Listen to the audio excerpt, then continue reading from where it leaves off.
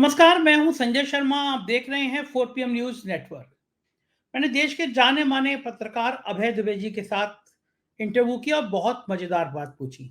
आप जानती हैं अभय दुबे जी को, रोज आप एबीपी चैनल पर उनको देखते हैं और शानदार पत्रकार हैं। कई किताबें लिखी हैं और राजनीतिक और सामाजिक विषयों का बहुत अध्ययन किया है। मैंने उनसे विजुअल आज वर्चुअल क्वेश्चन पूछे। मैंने कहा कि अगर कल्पना करिए कि सीटें बीजेपी की कम हो जाती हैं, 200 रहती हैं और इंडिया गठबंधन सरकार बनाने के करीब आ जाता है, तो प्रधानमंत्री कौन बनेगा? फिर मैंने पूछा कि अगर मान लीजिए सारा विपक्ष मिलके गैर कांग्रेसी कोई प्रधानमंत्री बनाना चाहता है, तो कांग्रेस क्या करेगी? राहुल गांधी का भविष्य क्या होगा? तमाम राजनीति की बढ़िया-बढ़िया बातें आज हमने इस इंटरव्यू में की है। ले चलता हूँ अभय दुबे जी के पास। आपसे रिक्वेस्ट करूँगा, चैनल को सब्सक्राइब करिएगा, जॉइन करिएगा और हमें बताइएगा कि इंटरव्यू कैसा लगा। चलते हैं अभय जी के पास। 4 PM न्यूज़ नेटवर्क में स्वागत है अभय दुबे जी आपका। मेरे एक मित्र हैं, दिल्ली में सीनियर जर्नलिस्ट हैं। उन्होंने मुझे फ़ोन करके बताया कि दिल्ली के कुछ गोदी मीडिया के चैनलों में तैयारी चल रही है और कहा गया है रिपोर्टर्स को कि ये तैयारी करके रखो कि इंडिया गठबंधन की सरकार अगर कौन-कौन मंत्री होगा। तो क्या अब चैनलों में ये चर्चा शुरू हो गई है? चूँकि आप दिल्ली में बहुत पत्रकारों के सब बड़े पत्रकार आपके शिष्य हैं या आपके साथ ही रहे हैं। क्या वास्तव में ऐसी चर्चा शुरू हो गई होगी और क्या इंडिया गठबंधन में कौन-कौन मंत्री होगा, यह 4 तारीख को दोपहर से हम देखने लगेंगे? लग रहा है ऐसा कुछ आपको सीन लग रहा है? देखिए, चुनाव चुनाव की मुहिम शुरू होने के 1 महीने पहले जैसी स्थिति थी, अगर वैसी स्थिति लगातार जारी रहती, तो इस वक़्त कोई भी सरकार बनाने के बारे में सोच भी नहीं रहा होता। सब लोग कहते कि नरेंद्र मोदी प्रधानमंत्री बनेंगे और उनका विशेषाधिकार है किसको मंत्री बनाते हैं कि नहीं बनाते हैं। तब इस तरह की बात हो रही होती कि भाई नितिन गडकरी को मंत्री बनाया जाएगा कि नहीं बनाया जाएगा, राजनाथ सिंह को एक बार फिर मौका मिलेगा कि नहीं मिलेगा, कौन आज इस बार राज्य मंत्री है, कौन कैबिनेट रैंक का मंत्री बनेगा, किस कैबिनेट मंत्री की छुट्टी होगी, क्या होगा क्या नहीं होगा। चर्चाएं दरअसल इस तरह की होती। लेकिन चूंकि चुनाव बिल्कुल दूसरे तरीके से चला, चुनाव ने करवट बदली, पहले दौर के मतदान के बाद ही करवट बदली और देखते देखते पूरे चुनाव का डिस्कोर्स बदल गया। इस वक्त विपक्ष ने पूरे चुनाव में एजेंडा सेट किया है। एजेंडा किसने सेट किया है? मोदी जी ने सेट नहीं किया है। एजेंडा सेट किया है कांग्रेस के घोषणा पत्र में। जैसे ही मोदी जी ने कांग्रेस का घोषणा पत्र देखा, उनका माथा ठनका। उन्होंने कहा, ये सबसे ज्यादा खतरनाक दस्तावेज है। इसमें वो बातें लिखी हुई हैं जिन बातों पे मैं चर्चा नहीं करना चाहता। भाई बिल्कुल मैं बात संक्षेप में बात कह रहा हूं। मोदी जी ने कहा कि इसमें वो बातें लिखी हुई हैं जिन बातों पे मैं चर्चा करने से परहेज करना चाहता हूं। अगर इन बातों पे चर्चा हुई तो फिर मेरा जुलूस निकल जाएगा। इसलिए मोदी जी ने कांग्रेस के घोषणा पत्र नामक दस्तावेज के ऊपर पहले कहा कि मुस्लिम लीगी दस्तावेज है और उसके बाद से उन्होंने उसकी खिंचाई करनी शुरू कर दी, उसकी टांग खींचनी शुरू कर दी, बताना शुरू कर दिया। अपने तरीके से वो हर चीजों का मतलब निकालने लगे कि आपकी संपत्ति की स्कैनिंग होगी, आपका सोना चांदी ले लिया जाएगा, फिर टोटियों तक आ गए, भैंसों तक आ गए, बैल बकरियों तक आ गए। फिर तो उन्होंने वो एक सारी सीमाओं को मुजरे पे भी आ गए। पूरी प्रक्रिया में क्या हुआ कि एजेंडा जो है विपक्ष सेट करने लगा। मोदी जी ने एक तरह से उसे गुंजाइश दे दी एजेंडा सेट करने की। तो पूरा चुनाव जो है विपक्ष के एजेंडे पे हुआ है, भाजपा के एजेंडे पे नहीं हुआ है चुनाव। विपक्ष हमला करता था, मोदी डिफेंसिव में जाते थे, फिर उस डिफेंस की काट सोचते थे। ये और अमित शाह बैठ के ये काट है इसकी, फिर उसकी काट सवेरे कही जाती थी। उसके हिसाब से फिर इनकी पूरी चुनावी मुहिम, उसका उतार चढ़ाव इस तरीके से चला है।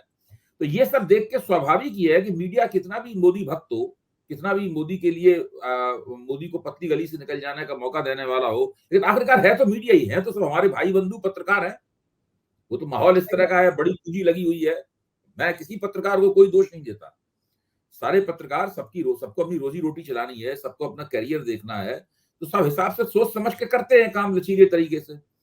तो अब स्थिति ये बन गई है कि लोग इस बारे में सोचने लगे हैं कि अगर विपक्ष की सरकार बनी तो उस सरकार का ढांचा क्या होगा, और इसके लिए कयास लगाए जाने लगे हैं कि कौन मंत्री होगा, कौन नहीं मंत्री होगा, कौन सी क्षेत्रीय शक्ति के ज्यादा मंत्री होंगे, कांग्रेस के कितने मंत्री होंगे, और बड़े बड़े मंत्री कौन से होंगे, तेजस्वी यादव होंगे कि नहीं होंगे मंत्री, अखिलेश यादव मंत्री होंगे कि नहीं होंगे, होंगे तो क्या होंगे, वगैरह वगैरह इस प्रकार की। राहुल गांधी के नजदीक कौन है, किसने कांग्रेस का घोषणा पत्र लिखने में प्रमुख भूमिका निभाई है। अब इन सब चीजों के बारे में सोचा जाता है। पहले कोई नहीं सोच रहा था इन चीजों के बारे में। जब कांग्रेस का घोषणा पत्र जारी हुआ था तब किसी ने इस बात पर सोचा भी नहीं था। अरे हो गया, घोषणा पत्र होते ही रहते हैं तमाम जारी। लेकिन अब स्थिति ये बन गई है। बिल्कुल, बिल्कुल ठीक कह रहे हैं। लेकिन थोड़ी देर को अगर हम लोग भी विमर्श करें कि अगर मान लीजिए इंडिया गठबंधन की सरकार बनती है, तो आपको क्या लगता है संभावित प्रधानमंत्री कौन हो सकता है? देखिए, इंडिया गठबंधन की सरकार बनती है तो संभावित प्रधानमंत्री तो कांग्रेस का ही होगा, और उसमें मेरी तरफ से सबसे पहला नाम राहुल गांधी का, क्योंकि राहुल गांधी कांग्रेस के सबसे लोकप्रिय नेता हैं। उन्होंने सबसे ज्यादा रैलियां की हैं। अमित शाह और नरेंद्र मोदी के बाद सबसे ज्यादा रैलियां इस देश में राहुल गांधी ने की हैं। कांग्रेस में तो सब, कांग्रेस के किसी नेता ने इतना परिश्रम नहीं किया, इतना राहुल गांधी ने परिश्रम किया। मैंने एक दृश्य देखा था कि इतनी कड़ी गर्मी में राहुल गांधी अपने सिर के ऊपर पानी की बोतल डाल डालकर भाषण दे रहे थे मंच पर। मतलब ये इतनी राहुल गांधी ने बहुत मेहनत की है। मैं कहूँगा सबसे ज्यादा मेहनत नरेंद्र मोदी ने की है, सबसे ज्यादा रैलियां भी उन्होंने की हैं। उसके बाद अमित शाह ने सबसे ज्यादा मेहनत की है, और तीसरे नंबर पे अगर रैलियां करने का नंबर है तो राहुल गांधी का नंबर है। और राहुल गांधी की वजह से ही कांग्रेस को इतने ज्यादा वोट मिलेंगे। जो भी वोट मिलेंगे कांग्रेस को राहुल गांधी की वजह से मिलेंगे। दूसरी बात यह है कि पूरे चुनाव के प्रचार के ऊपर, मैनिफेस्टो कमेटी के ऊपर, सबके ऊपर राहुल गांधी की छाप रही है। राहुल गांधी ने जिसे चाहा है उसको हुआ है। ऐसा नहीं हुआ है कि राहुल गांधी ने किसी और को टिकट देने के बारे में सोचा हो लेकिन टिकट उसको ना मिला हो, किसी और को मिल गया हो। तो सब उनकी तरफ से हुआ है। तो राहुल गांधी कांग्रेस के सबसे बड़े सर्वमान्य नेता हैं, और इसमें कोई किसी को शक नहीं है कोई अपने आप में। तो अगर विपक्ष की सरकार बनी, विपक्ष की सरकार तभी बनेगी जब कांग्रेस को 100 से ज्यादा सीटें मिलेंगी, वरना सरकार नहीं बनेगी विपक्ष की। विपक्ष की सरकार तभी बनेगी जब टीएमसी भाजपा का बंगाल में भुर्ता बना देगी। विपक्ष की सरकार तभी बनेगी जबकि डीएमके तमिलनाडु में सबका सुपड़ा साफ कर देगी। ये बुनियादी शर्त हैं। विपक्ष की सरकार तभी बनेगी जबकि आम आदमी पार्टी दिल्ली में बहुत अच्छा प्रदर्शन करेगी, पंजाब में भी अच्छा प्रदर्शन, वो कांग्रेस मिलकर अच्छा प्रदर्शन करेंगे। विपक्ष की सरकार तभी बनेगी जबकि केरल में कांग्रेस चुनाव पूरी तरीके से जीत लेगी, सीपीएम को बुरी तरीके से हरा देगी। अगर ये नहीं होगा तो विपक्ष की सरकार फिर कैसे बनेगी? विपक्ष की सरकार तभी बनेगी जबकि अखिलेश यादव उत्तर प्रदेश में कम से कम 25 से 30 सीटें जीतेंगे, अखिलेश और कांग्रेस। विपक्ष की सरकार तभी बनेगी जबकि तेजस्वी यादव बिहार में जबरदस्त प्रदर्शन करेंगे। महाराष्ट्र में कांग्रेस अच्छा प्रदर्शन करेगी। ये विपक्ष की सरकार बनने की शर्तें हैं। ये तो जाहिर है कि जब इसके बाद भी मैं मानता हूं कि विपक्ष को सीटों की जरूरत पड़ेगी। ऐसी सूरत में वाईएसआर कांग्रेस का समर्थन उनको मिल सकता है, ऐसी सूरत में बीजू जनता दल का समर्थन उन्हें मिल सकता है, और भी क्षेत्रीय शक्तियां इनके साथ आ सकती हैं। तो ऐसे में अभय जी, राहुल गांधी को तेजस्वी यादव, ममता बनर्जी, अखिलेश यादव, स्टालिन, ये राहुल गांधी के नाम पे सहमत हो जाएंगे? देखिए सबको होना ही पड़ेगा, इसमें कोई हीला हवाला नहीं है। इसके अंदर सत्ता का बंटवारा जब होता है तो सत्ता का बंटवारा उसके पास सत्ता होती है जिसके पास सबसे ज्यादा सीटें होती हैं। सत्ता का बंटवारा जिसके बारे में माना जाता है सबसे ज्यादा प्रदेशों में उसकी राज्य सरकार। कांग्रेस के पास राज्य सरकारें हैं, कांग्रेस के पास विभिन्न प्रदेशों में सीटें भी होंगी। भाई कांग्रेस की तभी तो 100 से ज्यादा सीटें आएंगी जब कांग्रेस राजस्थान में भी कुछ जीतेगी, उत्तर प्रदेश में भी जीतेगी, जब कांग्रेस छत्तीसगढ़ में भी थोड़ा जीतेगी, कर्नाटक में वो भाजपा को बुरी तरीके से मात देगी, तो जाहिर है महाराष्ट्र में अच्छा प्रदर्शन करेगी कांग्रेस।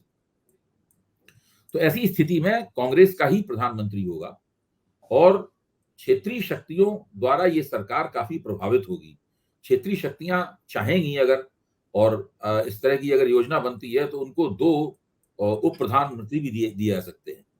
क्षेत्रीय शक्तियों के उप प्रधानमंत्री भी हो सकते हैं। कौन हो सकता है?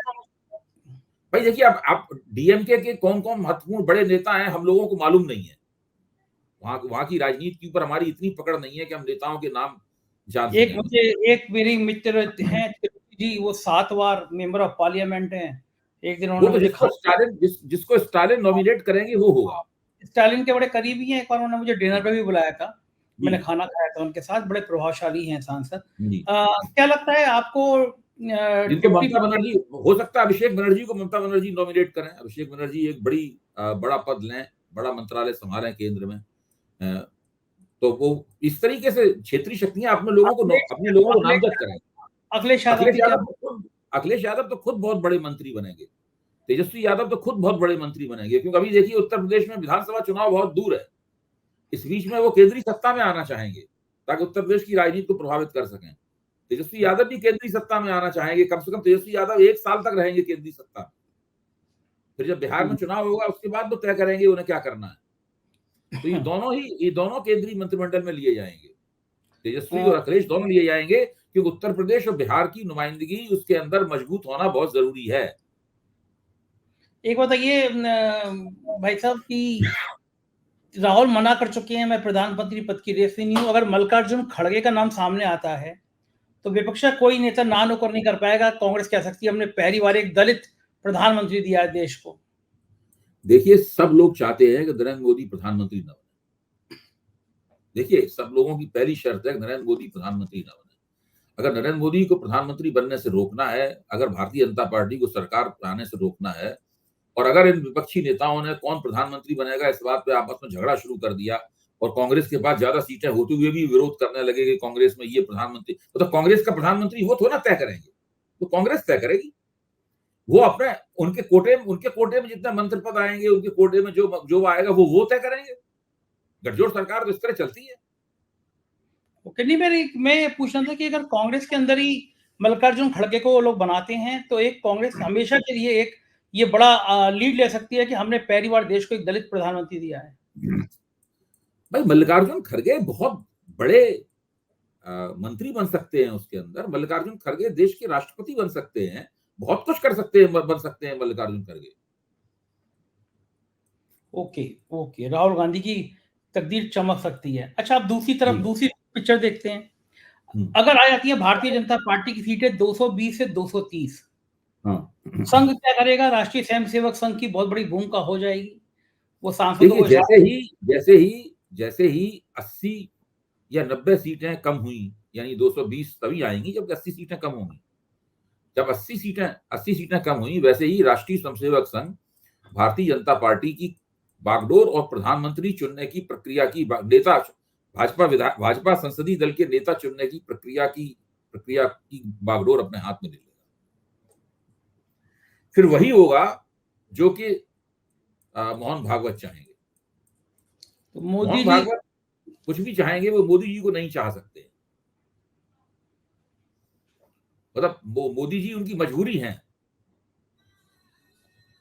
अगर उन्हें अपने चलाने का मौका मिलेगा तो वो अपनी मजबूरी क्यों चलाएंगे? अपने मन की बात करेंगे। फिर मोदी जी के मन की बात नहीं होगी, भागवत जी के मन की बात होगी। भागवत करेंगे तो मोदी जी मान जाएंगे। अब मोदी जी मान जाएंगे किसी और दूसरे नाम के लिए? अगर मान लीजिए कोई नाम पेश कर दिया, गडकरी का नाम पेश कर दिया, ये सब मोदी जी की इच्छा से थोड़ी ना होता है। भाई, मोदी जी ने अगर 80 सीटें मोदी जी कम हो गई तो लोग उनसे पूछेंगे कि भाई आपने तो नारा दिया था तुम मुझे भक्ति दो, मैं तुम्हें सीटें दूंगा। भक्ति तो हमने दे दी, सीटें तो नहीं आपने दी बदले में। सीटें कहां लाओ? आपने गारंटी दी थी जीत की, कहां है जीत हुई? तो आपको क्यों? 80 सीटें कम हो जाने से क्या होगा कि उसमें मोदी जी की पूरी लीडरशिप, वोट खींचने की ताकत, तुरंत ब्रांड मोदी टूट फूट के नष्ट हो जाएगा। इसको ब्रांड मोदी बोलते हैं, वो खत्म हो जाएगा। अच्छा, मोदी जी की अगर आ गई 300 पार तो क्या होगा? फिर क्या, जैसे वो हैं उसी तरह दबदबे से प्रधानमंत्री बनेंगे और फिर वो कहेंगे भाई मैं तो बायोलॉजिकल हूं ही नहीं, मैंने पहले ही कहा था मैं बायोलॉजिकल नहीं हूं, तो ईश्वर के आदेश तो सारा काम हो रहा है। मैं तो ईश्वर मेरा हाथ पकड़ के सारे काम करवा रहा है। सीधे सीधे मेरे ईश्वर से ताल्लुकात है। रोज शाम को सुबह बात होती है, सुबह उठ के डायलॉग होता है, शाम को उठ के ईश्वर से बातचीत होती है, भगवान से मेरी। जो कुछ हो रहा है सब ईश्वर कर रहा है। उसके बाद तो फिर मोदी जी के मंदिर बनने शुरू हो जाएंगे, अवतारी पुरुष हो जाएंगे। और मोदी जी, जैसे मैंने कल एबीपी में कहा भी था, मोदी जी खुद ही अपने मंदिरों की प्राण प्रतिष्ठा करने जाएंगे।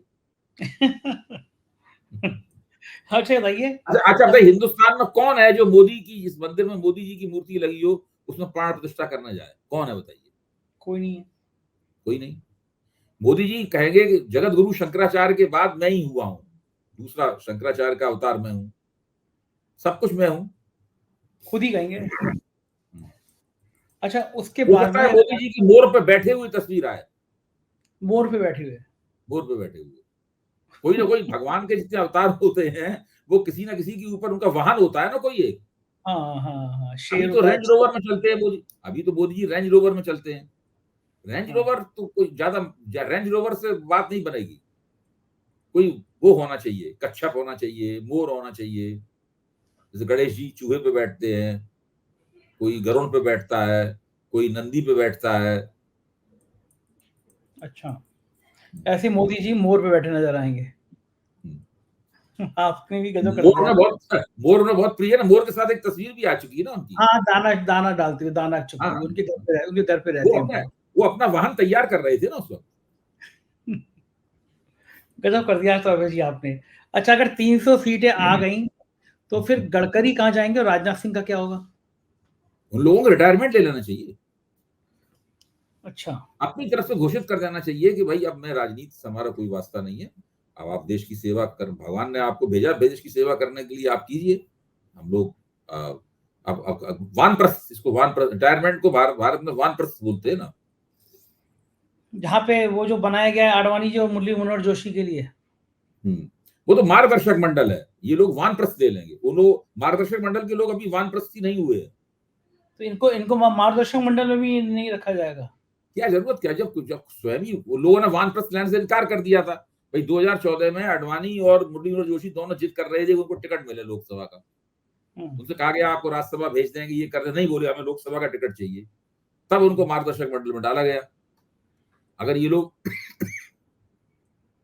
ये दोनों वानप्रस्थ लाने का मतलब है कि दोनों अपनी लोकसभा की सीटों से इस्तीफा दे देंगे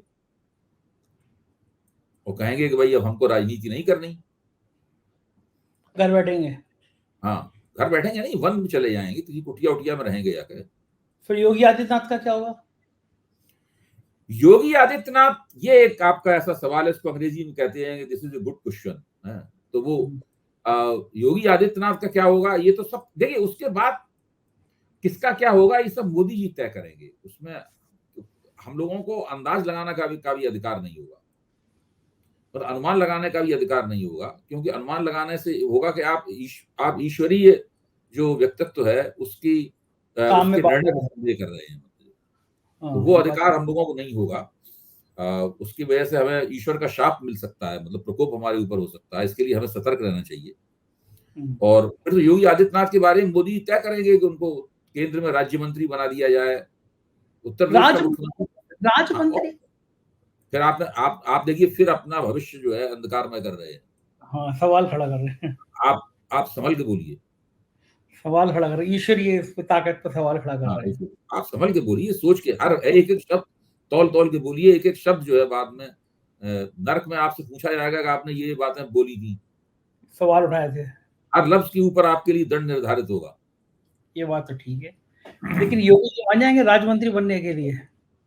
ये तो अब योगी जी भगवान के आदेश का उल्लंघन करे कैसे जा सकते हैं? ताकत तो योगी जी की पास भी बहुत है, इतना बड़े मठ के वो महंत है जहाँ जिस मठ की पूरी दुनिया में पूजा होती है। देखिए, अगर मोदी जी ने 2019 का नतीजा दोहरा दिया, और मैं मानता हूं अगर नतीजा वो आ रहा है तो कुछ ज्यादा ही मिलेंगी सीटें उन्हें 300 से, है कि नहीं? तो 300 तक जा सकती हैं। अमित शाह का दावा भी है, उन्होंने मोहन भागवत के सामने दावा किया है 325 से कम सीटें हमारी नहीं आने वाली हैं। तब तो फिर हम लोगों को राजनीतिक समीक्षा वगैरह करना बंद कर देना चाहिए। और इसका मतलब यह है कि हम लोग वो नहीं देख पा रहे हैं जो देश की जनता चाहती है। इसका मतलब यही हुआ ना। नहीं तो आप क्या चाहते हैं, घर घर में ईवीएम की फोटो लगा के उस पर अगरबत्ती जलाई जाए, जय ईवीएम देवा? देखिए, उसके बाद इसकी बड़ी चर्चा होगी कि शायद ईवीएम की वजह से ही नतीजा आया है। लेकिन मैं आज भी मानता हूं और उस वक्त भी कहूंगा कि ईवीएम की वजह से नहीं, लोगों को अभी भी मोदी जैसे व्यक्ति के नेतृत्व की दरकार है, इसलिए लोगों ने उनको वोट दिए। और मैं ये भी मानता हूं कि अगर मोदी जी की सरकार नहीं आई तब भी भारतीय जनता पार्टी को काफी सम्मानजनक सीटें प्राप्त होंगी। अगर मान लो 250 सीटें प्राप्त होती हैं, 240 सीटें प्राप्त होती हैं, सबसे बड़ा दल तो भारतीय जनता पार्टी ही होगी। तो भारतीय जनता पार्टी का भारतीय राजनीति में कोई भविष्य थोड़ा खतरे में पड़ेगा। अगर क्षेत्रीय शक्तियों की सरकार बनी कांग्रेस के नेतृत्व में, अगर वो लड़खड़ाई, तो उसका फायदा तो सीधे बीजेपी को होगा। अच्छा, 72-73 साल के हो गए मोदी जी, और 4-5 साल फिर भारतीय जनता पार्टी का भविष्य इतना उज्जवल रहेगा? क्योंकि अभी सब कुछ उन्होंने मोदी के ऊपर छोड़ दिया है, वो सांस भी लेते हैं तो मोदी के नाम की। उसके बाद क्या होगा भाजपा का? इस चीज का देखिए, जब मोदी का नेतृत्व तिरोहित होगा, चाहे उम्र की वजह से, चाहे स्वास्थ्य की वजह से, चाहे पराजय की वजह से, यही 3 कारण हो सकते हैं। तो वो भाजपा के लिए बहुत बड़ा संकट पैदा होगा, बहुत बड़ी क्राइसिस पैदा होगी बीजेपी के लिए। मुश्किल होगा बीजेपी, क्योंकि मोदी के बाद दूसरे, तीसरे, चौथे, 5वें नंबर पे कोई नेता है नहीं। फिर असल में नेतृत्व के लिए जो संघर्ष होगा वो उसमें योगी आदित्यनाथ एक दावेदार होंगे, अमित शाह एक दावेदार होंगे उसके अंदर।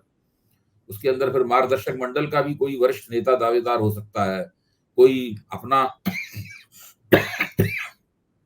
राष्ट्रीय स्वयंसेवक संघ किसी व्यक्ति को दावेदार बना सकता है। पता नहीं क्या होगा, कुछ कह नहीं सकते ऐसी हो सकता है कोई छुपा रुस्तम हो जो बैठा हुआ हो, इंतजार कर रहा हो अपनी बारी का। अबे जी, एग्जिट पोल आज आ रहे हैं, जी, क्या लगता है आपको? कुछ मैनिपुलेशन होगा एग्जिट पोल में? हकीकत बताएंगे या कुछ गड़बड़ होगा? देखिए वो कुछ भी करें, लेकिन एग्जिट पोल कम से कम एक संकेत तो दे ही देंगे कि क्या होने वाला है। मैं भी एग्जिट पोल की बहुत उत्सुकता से प्रतीक्षा कर रहा हूं। मेरा मानना है कि एग्जिट पोल से हमें इस सुराग मिल जाएगा कि नतीजे क्या होने वाले हैं। लेकिन कैसे मिला था? एक एग्जिट पोल मध्य प्रदेश में कांग्रेस की सरकार में आ रहा था, एक एग्जिट पोल जो मध्य प्रदेश में सही हुआ वो राजस्थान में फेल हो गया। दो बड़े एग्जिट पोल हैं, दोनों कहीं ना कहीं फेल हो गए, बुरी तरह फेल हुए। नहीं, राज्यों के चुनाव के लिए जो एग्जिट पोल होता है वो एक उसकी बात अलग होती है। राज्य एक छोटा यूनिट है, लेकिन पूरे देश में कोई एग्जिट, कुछ ना कुछ तो मध्यमान जिसको कहते हैं, औसत जो है, औसत तो निकलेगा ना सब चीजों का। उससे एक अंदाजा लग जाएगा। अगर मान लीजिए एग्जिट पोल ये कहते हैं कि मोदी जी की लहर चल रही है और मोदी जी की 300, सवा 300, 350 सीट आ रही है, एक तो एग्जिट पोल ये हो सकता है। दूसरा एग्जिट पोल ये हो सकता है कि लोगों के बीच में मोदी जी की सीटें गिर रही हैं, लेकिन इस बात पे विवाद हो कि भाई मोदी जी की सीटें कितनी गिर रही हैं। कोई ज्यादा गिरते हुए दिखाएगा, कोई कम गिरते हुए दिखाएगा। कोई उत्तर प्रदेश में 18 सीटें जीत रहा है विपक्ष, कोई कहेगा नहीं 18 नहीं 12 ही जीत रहा है, कोई कहेगा नहीं 18 नहीं 35 जीत रहा है। तो एक तो ये फिर ये मामला है। तो इसमें फिर हम लोग देखेंगे कि क्या स्थिति बनती है। एग्जिट पोल के ऊपर भी बड़ा गंभीरता से गौर करना पड़ेगा।